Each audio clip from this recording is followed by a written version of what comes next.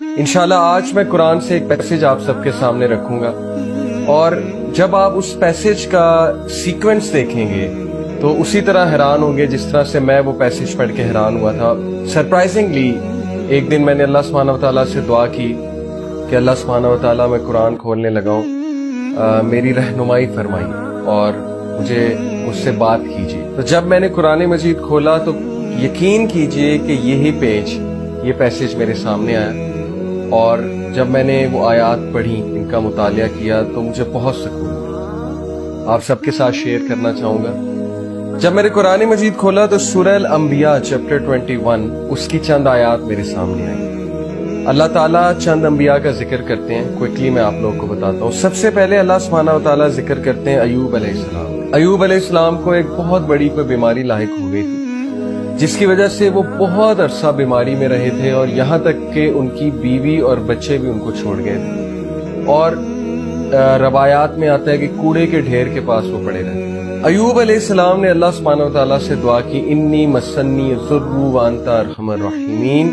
कि oh my lord adversity has touched me, difficulty has touched me, और बेशक आप ही हैं सबसे ज्यादा रहम करने वाले। तो अल्लाह सुब्हानहू व तआला आप जवाब देते हैं। अल्लाह ताला क्या कहते हैं? And remember Ayyub when he cried to his Lord, कि indeed distress has seized me and you are the most merciful of those who show mercy. So he answered his call. अल्लाह सुब्हानहू व तआला हम सबको बता रहे हैं कि हमने उसकी कॉल को आंसर किया, हमने उसकी दुआ सुनी और कबूल की। And we removed the distress that was on him, और हमने उस डिस्ट्रेस को रिमूव किया।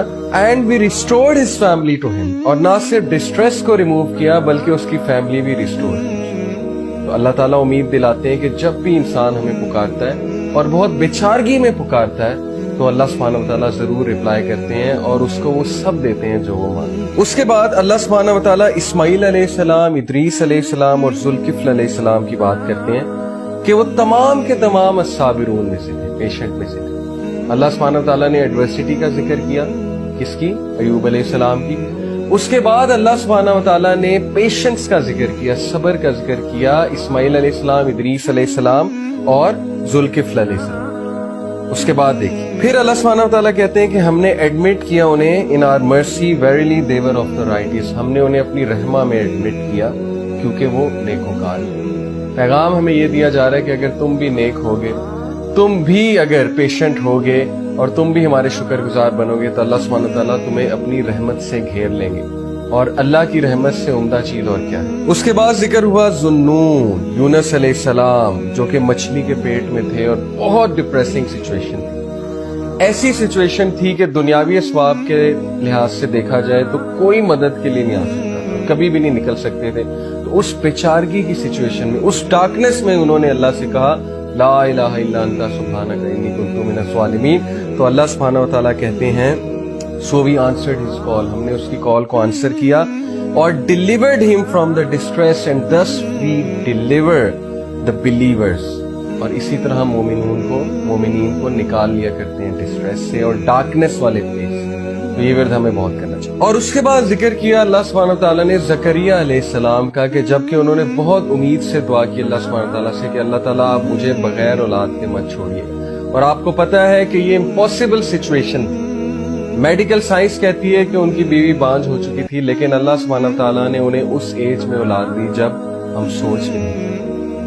तो सुभान अल्लाह, जब ये आयात मैंने पढ़ी तो इनका आप सीक्वेंस देखिए कि सबसे पहले अल्लाह सुब्हानहू व तआला ने मुश्किल का जिक्र किया, डिस्ट्रेस का जिक्र किया और ये उम्मीद दिलाई है कि अल्लाह जरूर किसी मुश्किल से आपको निकाले। फिर पेशेंस का जिक्र किया, फिर राइटियसनेस का जिक्र किया।